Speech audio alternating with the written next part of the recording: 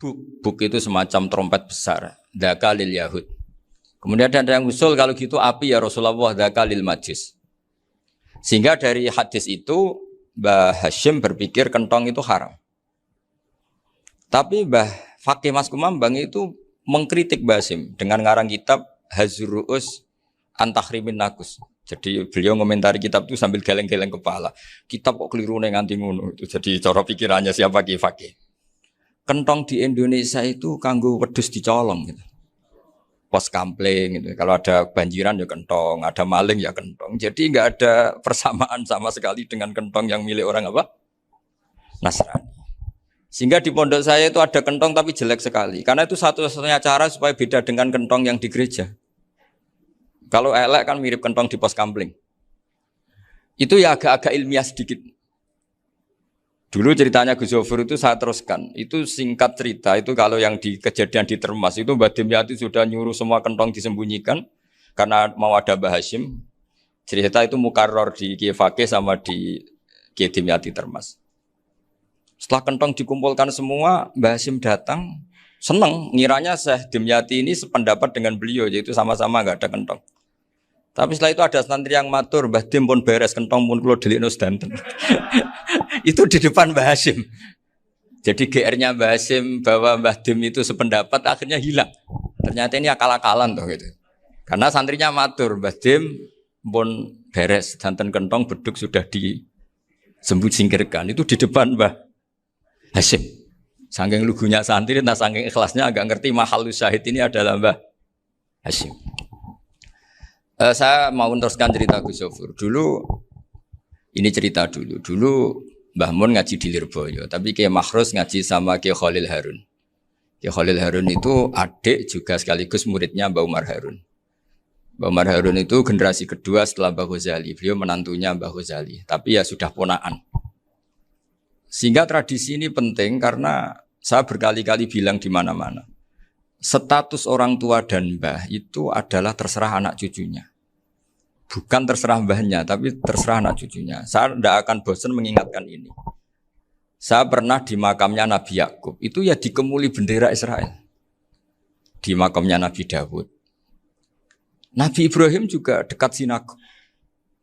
Sehingga Quran membela Nabi Ibrahim disebut maka anak Ibrahimu Yahudi wala Nasrani. Karena ketika beliau berposisi di Israel, kemudian penguasanya adalah Yahudi, bisa saja makam ini ditulisi dan distatuskan ala Yahudi. Ya seperti Nabi Yakub. Nabi Yakub itu nabi yang kita yakin tentu berkeyakinan beliau orang baik, orang muslim, orang mukmin, tapi karena di desain mereka ya dikemuli bendera Israel. Dan disebut Abul Yahud. Karena kita tahu nama lain dari anaknya Nabi Yakub adalah Yahuda bin Yakub bin Ishak bin Ibrahim. Sehingga perasaannya orang Yahudi menjadi Yahudi itu yang ngikuti mbah-mbahnya. Nah khawatir saya ketika buyut-buyut kita kaya. Buyut saya itu orang kaya dulu, namanya Badur Rahman. Itu kaya sekali, tanahnya banyak. Dulu cerita Mbah Hashim ya kaya sekali. Mbah Maksum juga kaya. Mbah Abdul Aziz juga kaya. Karena dulu itu inginnya kiai itu yo ketok sugih lah, gak ngel-ngelo santri. Tapi nanti kalau cucu-cucunya sudah ndak alim, itu ndak dianggap punya tanah itu karena untuk fasilitas santri. Aku tak kedonyan, mbah-mbahku ya kedonyan. Buktinya tanah yombo. Karena dia akan menafsiri sesuai cara berpikir. Makanya sanad keilmuan yang diceritakan Gus Zofur itu harus diulang-ulang. Kalau nggak diulang-ulang, maka kita akan berpikir sendiri untuk menafsirkan Masyayikhon al-Kiram atau Ajdadan al-Kiram. Nah, ini yang bahaya, yang sering Quran mengingatkan. Jadi ada status yang disematkan oleh anak cucu kayak orang Yahuda tadi, Yahuda bin Yakub bin Ishak bin Ibrahim itu menstatuskan mbah-mbahnya yang bernama Ibrahim itu Yahudi. Sampai Quran sendiri yang bela maka anak Ibrahimu Yahudi wala Nasrani. Karena secara geografis sekarang Ibrahim di Israel dan otoritas itu juga milik mereka sehingga mereka bisa masang-masang atribut yang menunjukkan kalau itu Yahudi. Beberapa al-alim al-alamah yang minnah itu sudah wafat dan kadang-kadang dzurriahnya itu tidak kita. Kalau sekarang orang bahasakan kubu sebelah. Akhirnya ya nggak boleh dikholi, nggak boleh diziarah. Terus seakan-akan Yaqtaduna bi ra'yi, seakan-akan mereka berpendapat dengan pendapat Syekh ini padahal tidak. Nah, sehingga tradisi ketersambungan sanad tadi baik secara genetik atau secara asbab itu harus terjaga. Saya beberapa kali banyaklah sering diceritain Mbah Mun. Dulu Mbah Munawir ini cerita ya, Mbah Munawir itu hak saking senenge kitab, ben santri ini so ngaji kitab itu kalau ada alumni Lirboyo, alim disuruh baca muin di sini tuh Mbah Munawir ikut. Saking ingin tasjeknya, ingin ngajari santri bahwa ngapal Quran itu hafal tok, tapi yo faham. Dan penggalinya Mbah Munawir itu sampai klimaknya dulu Mbah Zaini itu nate nikah sama Nyai Komariah kalau nggak salah, binti Karim, binti Manap. Punya putra Gus Habib, Gus Doha yang diantara putrinya dinikahi Gus Rozin. Terus akhirnya kesampaian juga ketika Mbah Munawir punya mantu alim alamah namanya Mbah Ali Maksum, angsal Nyai Hasyimah. Sampai pondok Kramjak ma'ruf bil ilmi, terutama ilmu sorof dulu karena Mbah Maksum itu komplain, fa'ala ya fulu kok terus fa'lan ya fa'ala ya fulu ya uful gitu kan. Masuk fi'il kok jejer isim gitu. Jadi dulu kata Mbah Mun itu ada persaingan ilmu sorof, sorofnya Mbah Maksum Ali Kuaron sama Mbah Ali Maksum Jogja. Jadi walian tok, yang satu Maksum Ali Kuaron, yang satu Ali Maksum. Ya itu dulu saingan ngarang sorof. Nah ini yang menang siapa? Ya terserah duriannya. Kalau duriannya keren ya menang karena terserah yang kampanye. Saya bayangkan adekan Mbah Zubair tidak punya anak sealim Mbah Mun. Mungkin kalau Mbah Zubair juga tidak sewow kalau punya putra Mbah Mun. Karena saya berkali-kali bilang kalau dalam syair Arab itu kama takarroma, kadang dilafatkan kama tasyarrofa bi Muhammadin adnanu. Orang berpikir Adnan itu siapa? Itu karena ada Nabi Muhammad SAW. Orang mencari-cari Mbah Mun itu mencari Mbah Zubair karena ada Mbah Mun. Orang mencari Mbah Dahlan karena ada Mbah Zubair. Wong kok alime ngono iku bapake sapa? Wong kok alime ngono iku putune sapa? Tapi kalau kita ini sudah ndak alim, ini orang sudah enggak tertarik nyari-nyari leluhurnya karena dianggap selesai. Jadi yang dengan tanda kutip yang menghabisi mbah-mbahnya itu ya mesti cucunya. Ini mau ngamuk, mau peringatan, tapi ini juga peringatan pada diri saya sendiri. Jadi sehingga zuriyah ini penting. Kenapa para nabi mesti donga zuriyatan thayyibah? Kenapa selalu berpikir tentang zuriyah? Wa ja'alaha kalimatam baqiyatan fi aqibi. Karena zuriyah ini yang nanti bisa menstatuskan leluhurnya.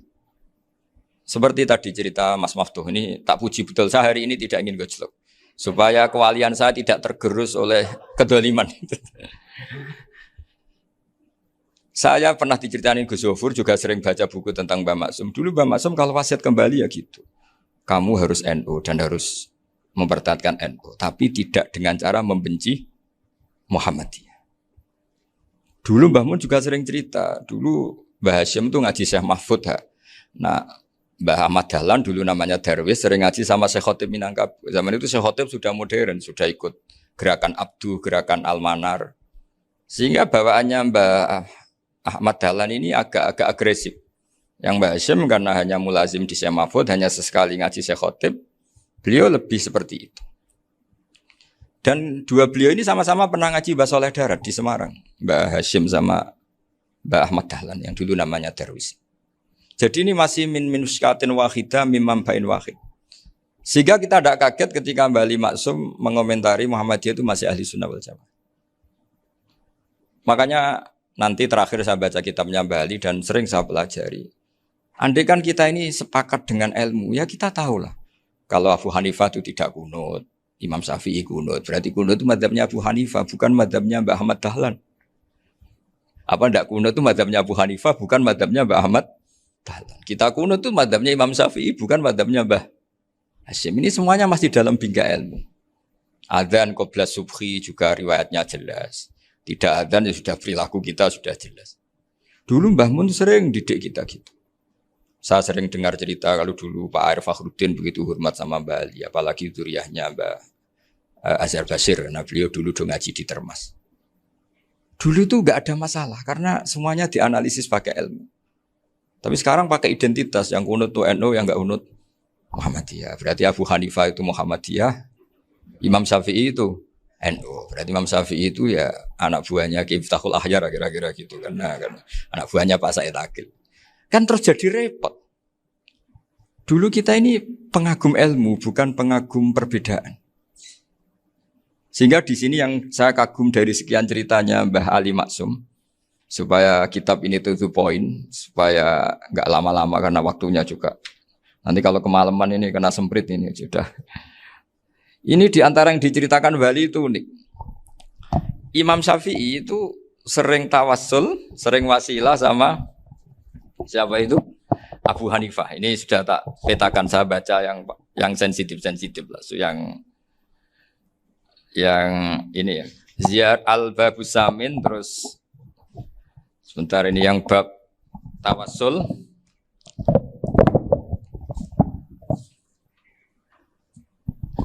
Ini di sini halaman 90, mungkin santri-santri kerap ya bisa ngecek lagi di kitab Hujatul Ahli Sunnah. Ketika cerita tawassul, di antara yang diceritakan Bali Maksum adalah perilaku ya, bukan sekedar statement tapi apa? Perilaku. Perilakunya Imam Syafi'i atau ahwalnya kalau bahasa halusnya, yang selalu ke makamnya Abu Hanifah untuk tawassul. Padahal Imam Syafi'i itu orang yang secara ilmu sering kritik Abu Hanifah.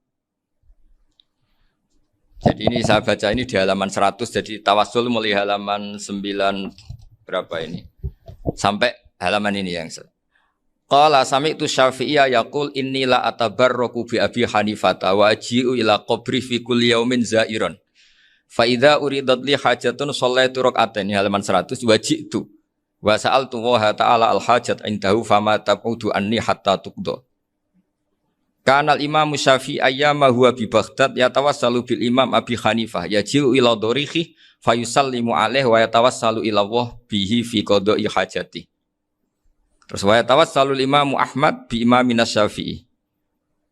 Jadi di antara yang diceritakan Mbah Ali Maksum itu betapa Imam Syafi'i yang terkenal sering mengkritik Abu Hanifah dalam tatanan fikih karena beliau tidak percaya ada istihsan.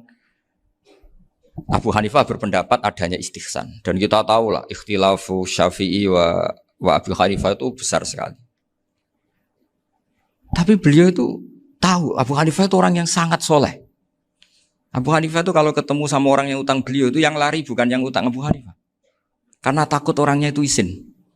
Jadi kalau ketemu yang utang di jalan itu yang sembunyi itu Abu Hanifah. Kenapa engkau sembunyi? Ada yang utang saya lewat, nanti orangnya malu. Jadi setingkat Robi'ah Adawiyah itu beliau di rumah ada maling itu sembunyi. Ditanya kenapa engkau sembunyi? Malu, gak ada yang dimaling. Malu sama malingnya karena serumah itu gak ada barang yang layak dicolong itu. Itu Robi'ah dia sembunyi. Itu yang bisa niru itu Abu Hanifah. Jadi wali-wali besar ini ternyata saling menghormati dan saling tawassul. Nah saya berharap tawassul ini bukan sekedar perilaku sosial, tapi memang ada sanadnya. Sehingga terus diceritakan Bali di sini dulu istaqa Umar bil Abbas. Kata siapa tawassul harus dengan Rasulullah SAW? Dulu istaqa Umar bil Abbas. Sayyidina Umar itu tawassul istisqa dengan Sayyid Abbas. Padahal kita tahu Sayyid Abbas ini tidak nabi. Terus beliau cerita sampai Imam Syafi'i tawassul sama Abi Hanifah. Sehingga gak ada perdebatan itu kan Umar. Kalau Umar kan ada jaminan boleh diikuti karena beliau sahabat. Bali cerita tentang Imam Syafi'i yang tawassul dengan Abu Hanifah. Seargumentatif itu. Sehingga ada cerita dalam sebuah tafsir. Ya saya ulang lagi, ada cerita di sebuah tafsir. Kenapa Nabi Musa ditanya Allah, wa matilka biyaminika ya Musa? Ma'ana wa ta'ala a'lam. Tentu Allah sangat tahu yang dibawa Musa itu apa. Karena Allah tahu Nabi Musa itu grogi. Orang dipanggil Bali Maksum pasti grogi. Santri dipanggil Mbah Mun pasti grogi. Kenangan saya setiap dipanggil Mbah Mun ya mesti tanya. Yang ringan-ringan. Wis sarapan ya. Arung sarapan ya sarapan. Pas sarapan ya kan. Tanduk mangan sing enak. Orang santri ora tau mangan enak. Ya tidak pernah ngomong yang penting. Ngendikan yang penting. Nah karena Nabi Musa ini grogi. Ini sebagian tafsir. Itu ditanya yang ringan, sake iku nggawa apa? Karena pertanyaannya ringan, Nabi Musa juga ringan. Ya Nabi Musa itu sampai lali iku pangeran sing ya'lamu sirra wa akhfa. Diterangno. Niki tongkat Gusti. Gunane kathah Gusti tongkat iki. Qala ya aso ya atawakkau 'alaiha wa ahusyu biha ala ghanami wa liya fiha ma'arif ukhra. Oh, tongkat Gusti ini penting Gusti. Nggih nak. Nggih macam-macam lah Gusti. Atawakkau 'alaiha wa ahusyu biha ala gunami kangge menghalokan wa. Masih terang terakhir dan yang lain-lain Gusti. Wal ya fiha ma'aribu ukhra. Sehingga akhirnya rileks. Karena Nabi Musa terus ngerti. Ternyata ketemu pangeran itu enggak seserem yang saya bayangkan gitu. Pertanyaannya ringan. Itu ada ilmunya.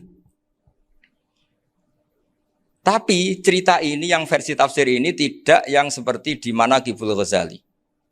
Di beberapa kitab tentang Manaqibul Ghazali diceritakan di alam roh Nabi Muhammad Shallallahu Alaihi Wasallam itu yubahi bi ummati, saking yubahinya sampai ngendikan ulama ummati ke anbiya Bani Israel. Ulama umatku itu pinternya atau statusnya itu mirip-mirip lah. Kaf itu ya mirip-mirip kayak ulamanya nabinya Bani Israel. Akhirnya Nabi Musa itu tersinggung sekali. Bagaimana mungkin ulama disamakan dengan apa? Nabi. Sehebat-hebatnya ulama itu kan tidak akan yabluhu darajatan nubuwah atau yartaqi ila darajatin nubuwah. Itu akhirnya ya kalau kamu nggak percaya panggil. Yang dipanggil Imam Ghazali. Ya Nabi Muhammad juga nggak mau kalah itu. Kalau manggil ulama RT ya kalah keok. Akhirnya Imam Ghazali datang. Ditanya sama Musa, Mas Muka, nama kamu siapa? Ana Muhammad bin Muhammad Al-Ghazali At-Tusi Asy-Syafi'i. Itu disebut panjang. Nabi Musa guyu-guyu. Kamu lama kok ngomong yang enggak penting. Ditanya namanya kok penjelasannya sepanjang itu. Dianggap itu satu kesalahan. Masa tanyanya nama kok ditanya. Jawabnya Muhammad bin Muhammad Al-Ghazali At-Tusi Asy-Syafi'i. Kepanjangan itu. Ketika Nabi Musa agak mencibir, agak gimana itu terus. Jadi Imam Ghazali, kalau ini masalah, lebih masalah jenengan. Apa itu? Yang tanya jenengan tuh Allah ya alamu sirra wa akhfa. Dan Allah hanya tanya wa ma tilka biyaminika ya Musa. Harusnya jenengan jawab aso ya titik, bukan kepanjangan. Atawakkau 'alaiha wa usybiha itu kepanjangan. Allah tanya yang di bawah kamu itu apa? Yang di tangan kamu. Harusnya jawabnya hanya aso ya. Tapi kenapa penjelasannya sepanjang itu? Sampai terakhir waliya fiha ma'aribu ukhra. Terus pinter tenan cek gitu. Terus ada Nabi Musa terus bilang, ya pinter tenan aja gitu. Padahal kita tidak pernah GR seperti itu kan kebetulan Imam Ghazali gitu. Kalau yang lain mungkin ya keok lah kira-kira gitu. Tapi ini cerita dalam khazanah keilmuan. Benar yang dikatakan Gus Zofur. Saya termasuk orang yang pernah mondok Lirboyo Pasanan. Jadi setelah saya disuruh nemani Gus Kamil, tahun berikutnya Gus jenengan disuruh. Pokoknya anakku bosak ulan lah kudu tahu mondok Lirboyo. Biar aku tahu ngaji Wakarim. Terus yang disuruh Baturi Gus Kamil itu saya. Jadi saya pernah 1 bulan tuh di Lirboyo. Karena saya ini santri beling ya, kontraknya pokoknya penting ziarah Bakarim. Biasanya nggak pernah ngaji. Pokoknya gerbar ngisa. Ziarah ya sudah. Ngaji subuh ingat saya sama Gus Imam. Itu dari 17 hari ingat saya ngaji 2 kali. Tapi kalau ziarah ke Bakarim sudah lupa jumlahnya karena memang kontraknya disuruh ziarah. Sampai seperti itu. Dan saking senengnya bangun sama Bakarim saya masih ingat. Ngamplopi salam template itu masih ingat untuk Gus Anwar, untuk Gus Imam, untuk Gus Kafabi, termasuk untuk Gus Maksum. Itu malam-malam saya dijak ngamplopin. Zaman itu saya masih ingat selawewu. Zaman itu kos 1 bulan itu 13.000. Jadi kira-kira kalau 25.000 itu untuk kos 2 bulan. Jadi saya krusnya itu pakai kos. Saya masih ingat Mondok Sarang itu kos 1 bulan 13.000. Berarti kira-kira 500.000 itu di amplopin sendiri sama Bang.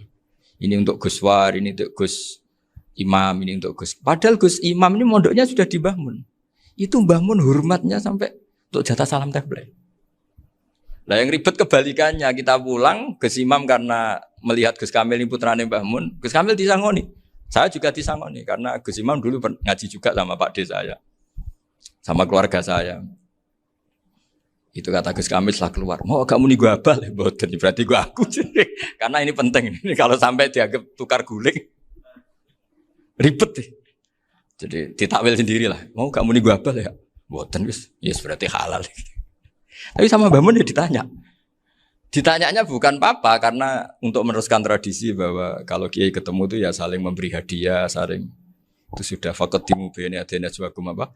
Sodaku. Sehingga ketika Kapya ini punya Bali Maksum Alim Allamah, kemudian melahirkan murid-murid yang juga ipar kayak Mbak Warsun bisa ngarang Kamus Al Munawwir, Pak Bik juga punya karangan Kamus Al Muasir. Saya itu punya semua. Karena ini adalah buah dari bahwa kita ini tidak kalah sama produk-produk yang di sana. Bahwa produk di kita ini sudah cukup untuk mengantarkan orang menjadi alim alam. Dulu Mbah Zubair ke Mekah ya sudah alim alam. Gus Zufur ke Al-Azhar sudah alim. Semua teman-teman kita ke Mekah itu sudah alim semua. Padahal produk mondoknya ya tadi. Mau digojlok kiai ini, terus mangkel be keamanan biasanya. Biasanya musuh besar pondok itu keamanan. Jadi ya bukan berarti gojlok ibunya Gus Maftuh enggak. Biasanya keamanan itu musuhnya apa? Banyak. Itu tradisi keilmuan itu harus dijaga dengan hujjah dan dengan tadwin, dengan pembukuan. Saya punya sekian cerita ya. Misalnya dulu kita mungkin iskal itu janggal. Kenapa sih orang Islam tukaran sama orang Islam? Sehingga di antara doa Nabi yang enggak dikabulkan Allah, enggak boleh dikabulkan sama Allah enggak boleh, bukan berarti enggak mustajab. Redaksinya famana aniha, memang enggak boleh. Redaksinya bukan falam yastajib lahu tapi famana aniha. Di Al-Marrah As-Salisa ini Nabi dilarang, yaitu melarang umat Islam itu jangan sampai tukaran sama umat Islam sendiri. Itu kata Allah, ya enggak bisa kata Allah, kalau itu tidak saya kabulkan. Itu dulu guru-guru kita nyontohkan sederhana. Kira-kira kalau saya tukaran wek Gus Zofuru, Mbah Mun luwih ikhlas dibanding ditukari wong liya. Nak ana kakak ditabuk adik, wong tua luwih ikhlas dibanding ditabuk tangga. Barokahnya membaca kita lebih mentoleransi. Kalau ada Mbah Hashim dikritik Mbah Fakih Mas Kumambang, kita ikhlas itu. Tidak dikritik guru PAUD, itu kan. Atau dikritik orang-orang yang enggak bisa ngaji. Artinya ternyata keliru kita bilang kiai kok tukaran. Justru bagus kiai tukaran dibanding kiai dikritik guru PAUD atau dikritik orang-orang yang enggak bisa baca kitab. Akhirnya barokahnya baca kita menjadi tahu. Dulu Mbah Mun sering cerita, ini masih cerita silsilah ya. Jadi Mbah Ali Maksum tadi kita tahu di antara guru besarnya Mbah Ali Maksum tentu Mbah Mahfud Termas. Beliau adalah adik dari Kiai Mahfud Termas. Mbah Dimyati ini adik Kiai Mahfud Termas. Itu punya saudara namanya Abdul Razak, juga punya saudara namanya Dahlan. Itu yang membawa Thariqah Syadziliyah di Solo Raya. Yang sekarang alhamdulillah diteruskan Gus Wafi. Dulu di antara pesannya Mbah Mun ke saya, hak Wafi kandani kon ziarah ning Mbah Dimyati. Mergo Thariqah Syadziliyah dulu itu yang bawa keluarganya Mbah Dimyati. Jadi semuanya ini masih dzurriyyatan ba'duha min ba'd. Nah pesan saya karena tadi Mbah Munawir yang termasuk orang pertama yang bawa Quran, bawa Qiraah Sab'ah. Kenapa saya bilang termasuk? Karena kalau bilang paling pertama ini nanti butuh data. Dan itu agak kerepotan lah. Tapi yang jelas mimman istahara lah. Mimman istahara yang membawa Sab'ah ke sini itu adalah Mbah Munawir. Terus beliau ngajarkan diantaranya ke Mbak Arwani pakai kitab Satibi, pakai kitab Nazmus Satibi. Terus Nazmus Satibi itu diteruskan oleh Mbak Arwani, ditulis. Yang nulis dulu Mbah Dola Salam. Bapak saya itu murid Mbah Dola. Dulu Mbah Dola sebelum ke Mbak Arwani ngaji sama Ki Said di Sampang. Bapak saya sebelum ngaji di Mbah Dola sudah hafal Quran lewat buyut saya sendiri namanya Ki Zubaidi. Yang Ki Zubaidi akhirnya jadi menantunya Mbah Ahmad Syuaib. Jadi buyut saya kandung ini namanya Sofiyah, itu angsal keluarga Lasem yang adiknya. Sofiyah ini punya adik Badi'ah yang jadi ibunya Ki Sahal. Terus Ki Sahal punya Mbak Yu namanya Muzayanah, punya di Garwa Ki Mansur punya anak Gus Qayyum. Jadi dulu ibu saya, ibunya Gus Sofur, ibunya Pak Maftuh itu semuanya di Lasem. Karena saya dari keluarga Gen ya Lasem, dari keluarga sanad guru ya Lasem. Tapi Lasem Bahdawi itu dulu ngajinya di Mbah Umar Harun di Sarang. Nah, Mbah Umar Harun ini menangi Sayyid Ahmad Zaini Dahlan. Sayyid Zaini Ahmad Zaini Dahlan ini punya cucu keempat yang hidup di Sedan. Terus makamnya di Lasem. Namanya Habib Haidar. Itu yang nulis biografinya Mbah Maksum. Mbah Maksum bukan Bali. Biografinya Mbah Maksum. Itu ditulis oleh Habib Haidar. Namanya Haidar bin Hasan bin Sodaqoh bin Ahmad Zaini Dahlan. Nah, Habib Haidar ini menantunya Sayyid Hamzah Sato. Hamzah Sato itu Hamzah bin Abdullah bin Umar. Itu kakaknya Sayyid Abi Bakar Sato, Sohibul I'anah. Nah Sayyid Umar ini yang dulu ngajari mbahnya Mbah Mun namanya Ahmad bin Syuaib. Nah, di antara ajarannya adalah baca kitab-kitab kecil yang bisa dihafal. Dibawalah ke sarang jadi metode muhafadzah. Tapi kemudian lama-lama oleh pondok itu jadi syarat kenaikan kelas. Dulu gak ada muhafadzah untuk kenaikan kelas ya, supaya orang alim itu harus hafal. Lama-lama dipakai syarat untuk muhafadzah. Jadi semua ini sanad harus kita ingat supaya kita bisa menjaga tradisi. Termasuk tradisi ini kiai seneng jagungan, terus ngomong ra penting. Itu juga sanad. Setahu saya Mbah Mun itu kalau ketemu bapak ya guyon terus. Saya punya kenangan tuh yang dulu agak iskal tuh begini.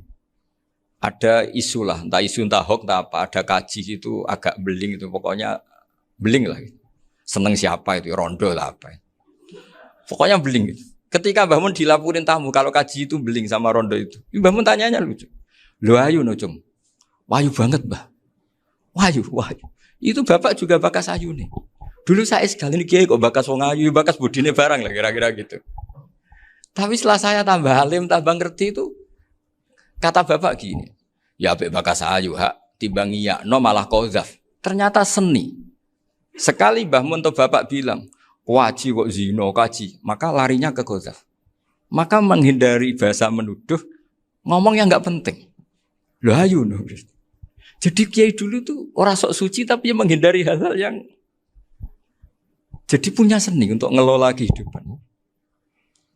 Orang bermalam-malam jagungan sama teman asik itu kan perlawanan terhadap nafsu kita, syahwat kita untuk mungkin nikmati dugem di bar atau di tempat-tempat maksiat.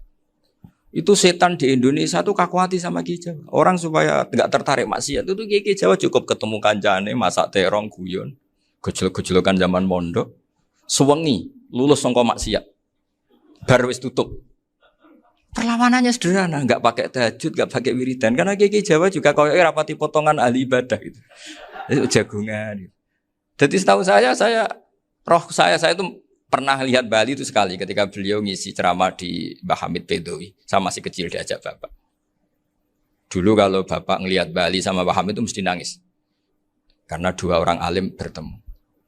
Yang akhirnya ya bisanan itu Mbah Hamid punya anak Gus Nasih, di sini ada Mbah Nafisa, terus jadi Mbak Salih Hindun itu. Jadi dulu tuh ya guyon terus ketika ketemu. Itu yang sering bodoni Mbah Hamid itu ya Ki Bisri. Ki Bisri itu kalau datang ke Ki Hamid Pasuruan, nak wali tenan aku teko ditatakno mangan. Jadi ukurannya ya. Ternyata sampai sana dikei mangan tenan. Masih belum mengakui, kan nak wali tenan aku iki kiai rung di mobil, dongakno aku di mobil. Sudah kalah satu seri itu masih gak terima. Lalu itu Mbah Hamid akhirnya berdoa, ayo monggo, mungkin Ki Bisri gak ada mobil. Itu setelah didoain masih tanya, mereknya apa merek? Jadi itu Mbah Hamid jawab, yo paling Holden itu, paling Holden. Itu nyari mobil itu ya adalah dapatnya Holden. Suatu saat Mbah Bisri diundang Mbah Hamid gak dikasih bisaro, karena utangnya sudah banyak Mbah Hamid, Mbah Bisri ini utang doa tadi. Itu ya gak dikasih besar ya gak mau kesang apa-apa kelambimu kayak aku. Didol sama muhibbinya Mbah Hamid. Itu harganya melebihi jatah bisaroh.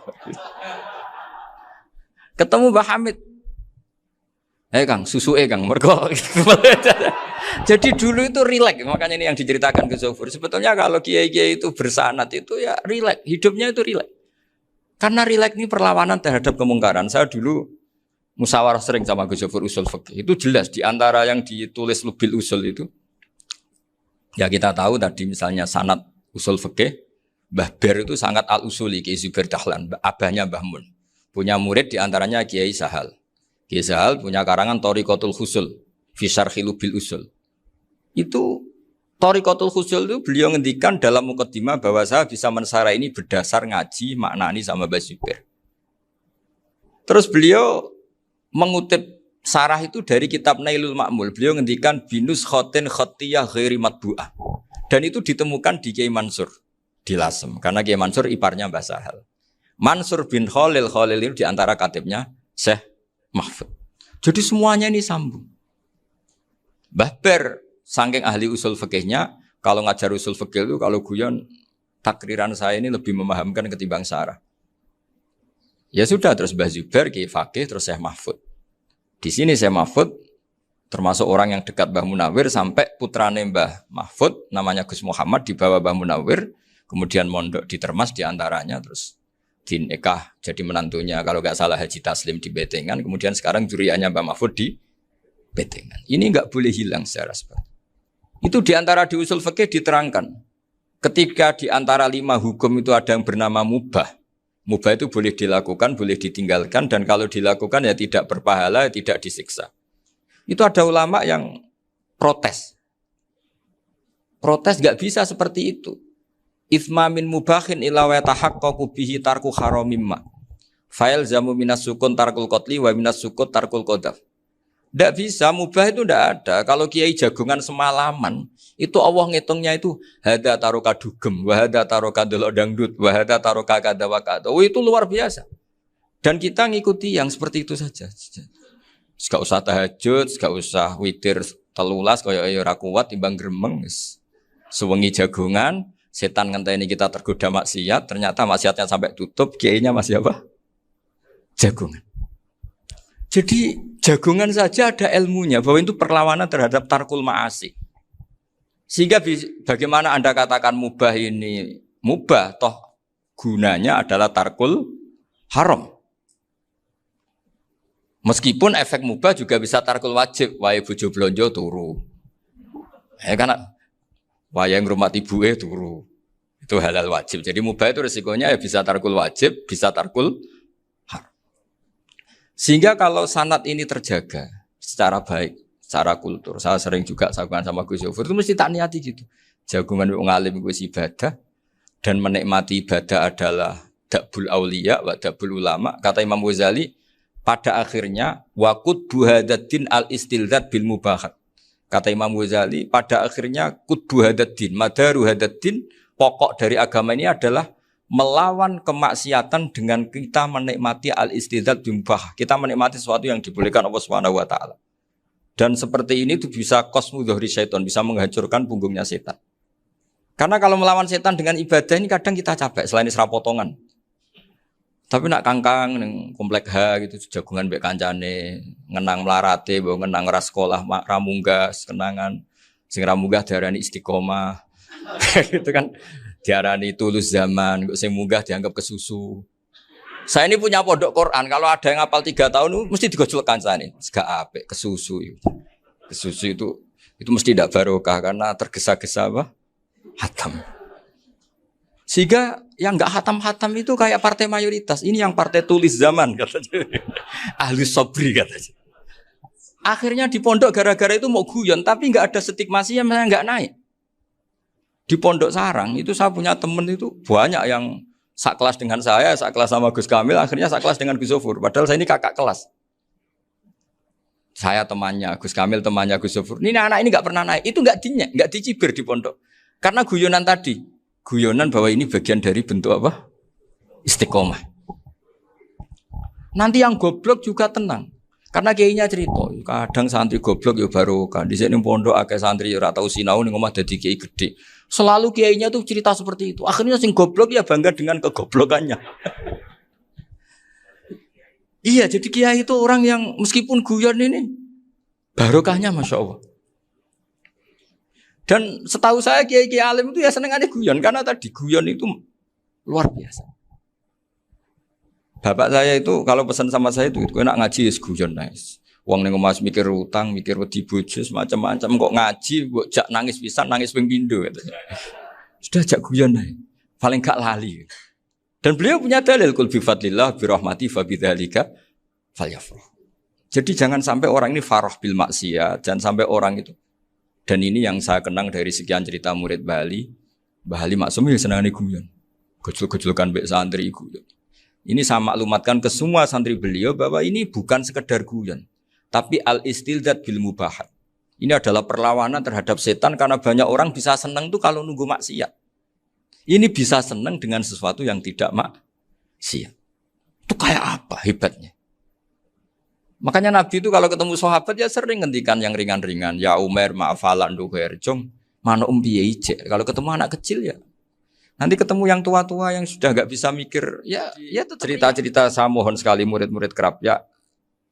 Jangan hanya ngaji fikih. Kalau hanya ngaji fikih itu posisi Abu Hanifah itu seakan-akan nyuwun sewu orang yang sangat tidak ahli hadis. Karena beliau di situ kelihatan kalah sekali dengan Imam Syafi'i.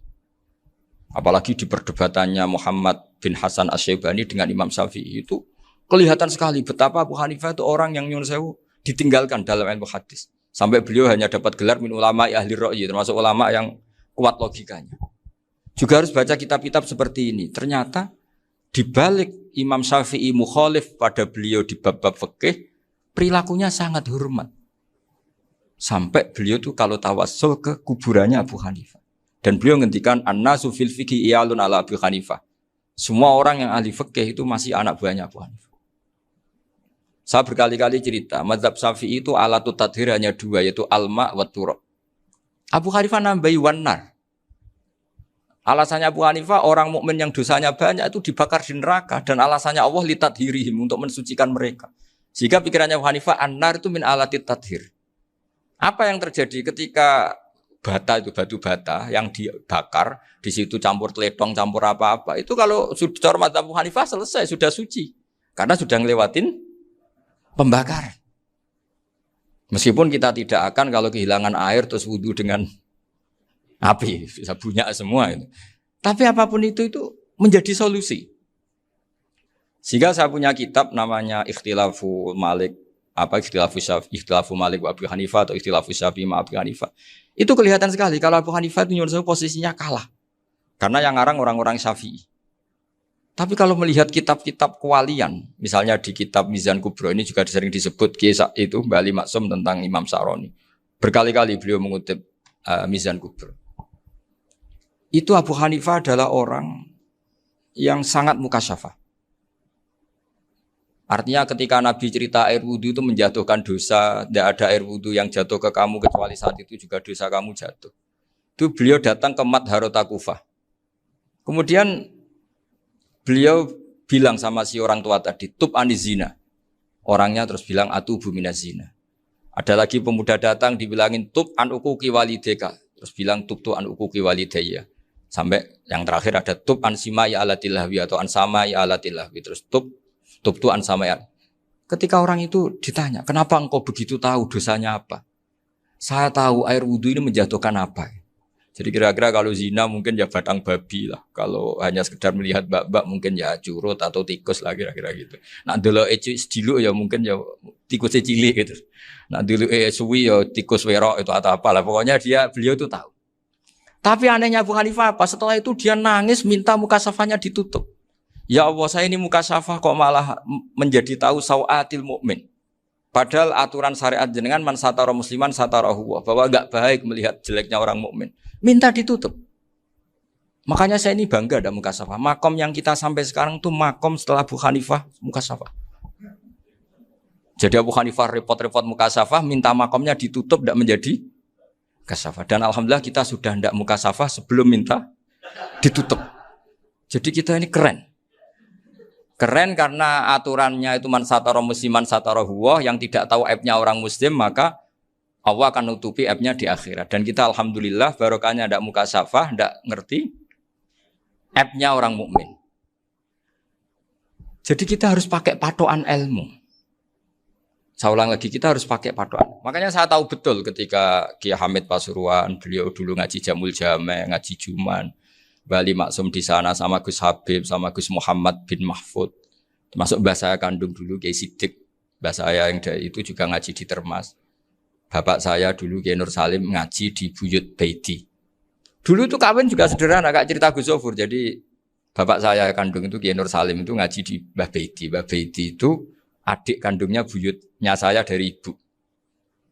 Nah, Mbah Baiti itu teman akrabnya mbah saya namanya Kiai Nur Sam, Mbah Nur Sam. Singkat cerita terus Nur Kiai Jorabin Arabekno itu. Setelah bapak saya ke Badullah mau ditawarin jadi mantu, kata bapak saya kula pun dipek mantu Mbah Baiti. Akhirnya dapat ibu saya itu. Karena ibu saya itu cucu Mbah Baiti, cucu lambung. Jadi mbahnya ibu saya itu mbakyunya Mbah Baiti. Namanya Mbah Sofia tadi yang dapat Mbah Idris itu. Yang Mbah Idris ini bin Umar. Ya Mbah Umar yang mbahnya Mbah Hamid, Hamid bin Abdul bin Umar. Kalau bahasa itu Fatimah binti Idris bin Umar. Dulu kecilnya Mbah Idris namanya Abdul Khalik. Kalau kecilnya Mbah Hamid namanya Abdul Mukti. Kalau kecilnya Mbah Maksum namanya Muhammadun kalau nggak salah. Dulu itu orang dulu itu namanya dua-dua karena diganti ketika musim apa? Haji. Jadi ini terjaga.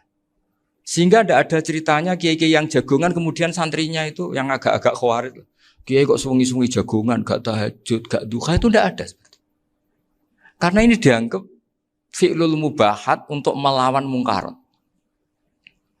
Jadi sehingga di kitab Ihya diterangkan, kamu jangan ngira orang-orang soleh ketika jagungan itu min ahlil bitolah wa takasul. Itu orang-orang yang pemalas itu enggak. Tapi mereka bisa mengasiki Allah.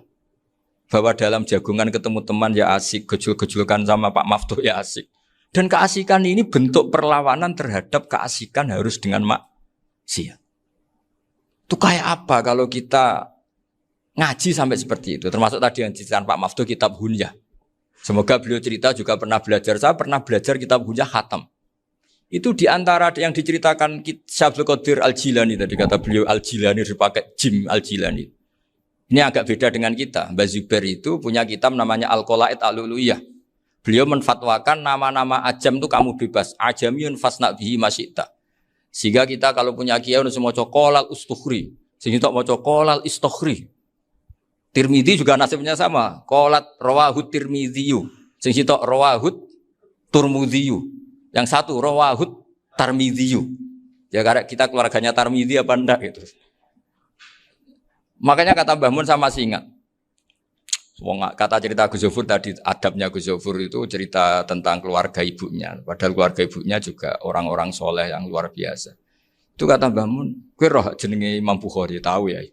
Jenenge sapa? Saya nyebut Muhammad bin Ismail bin Ibrahim bin Mughirah bin Bardasbah. Lah iya Bardasbah mbok waca Bardisbah yo. Lah cara kene mbok Parmin mbok Parlan. Jadi Bardisbah mbok Bardasbah iku cara kene yo Parmin mbok. Iku rak Mbah Fadl Senori dadi kabeh diwaca Arab. Jenenge Mbah Umar Harun. Dhisik yo wong sarang Mbah Harun mbok kira nang yo ora roh wong dhisik yo wong kuno ya. Jadi kalau versi Mbah Fadl, termasuk yang pertama bikin nasab Mbah Maksum itu tulisannya Mbah Fadl yang dikutip Habib Haidar tadi. Ya saya seperti Gus Zofur juga mencari-cari hubungan ulama-ulama di Jawa. Itu Mbah Mun itu kalau bicara ya Mbahku harus jenis Kiai Serut. Kalau ditulisannya Mbah Fadl itu Sarof. Jadi Mbah Fadl itu fanatik orang-orang alim itu ditulis Arab. Kalau Mbah Mun itu Jawa.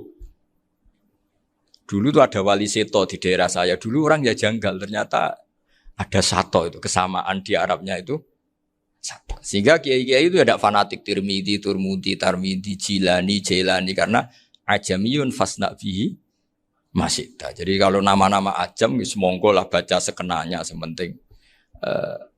Cuma mungkin tahqiqnya benar Pak Maftuh tadi. Memang di Mu'jamul Buldan itu Al-Jilani Bikasri Jim ya sudah kita baca Al-Jilani. Sebab itu kayak Pondok Pelosok Lirboyo itu menurut saya bagus. Orang itu maknani betul sama gurunya. Kalau sarang enggak.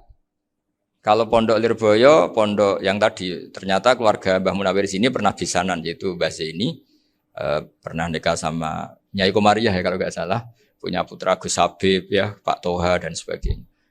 Itu betapa hubungan Pondok Quran sama Pondok Kitab dulu itu enggak pernah terputus. Bapak saya selapal Quran itu dulu ngaji Mbah Zubair. Jadi bapak saya sering ngutip mu'en apa. Padahal bapak saya itu terkenal tuh. Beliau cita-citanya itu saya ingin hafal Quran kayak hafal Fatihah. Beliau itu sampai sepulahnya sekali. Karena beliau inginnya hafal Quran kayak hafal Fatihah. Termasuk murid terbaiknya Mbah Dullah bapak saya. Itu ya ngaji kitab. Sehingga kata Mbah Mun. Jadi Mbah Munawir de mantu Bali Maksum. Itu ya sudah dipenggali. Sudah dipenggali dituruti pangeran. Lahirlah seorang Bali Maksum yang membawa. Tadi dulu itu ya Gus Muhammad yang ngaji di Termas, nanti Mbak Arwani sebelum ngaji di sini ngaji di Tebu Ireng. Sehingga Mbak Arwani bisa ngarang kitab. Beliau ngarang kitab tentang Sab'ah. Faidul Barokat namanya. Ya nulisnya ya fasih ya. Saya punya tulisan tangannya Mbak Arwani itu banyak. Saya juga punya tulisan tangannya Mbak Hasyim Asy'ari ketika nyurati buyut saya yang di Damaran itu pakai bahasa Arab. Jadi dulu itu Mbah Ali Maksum juga sama. Surat-suratannya dulu sama tokoh-tokoh Muhammadiyah ya bahasa Arab.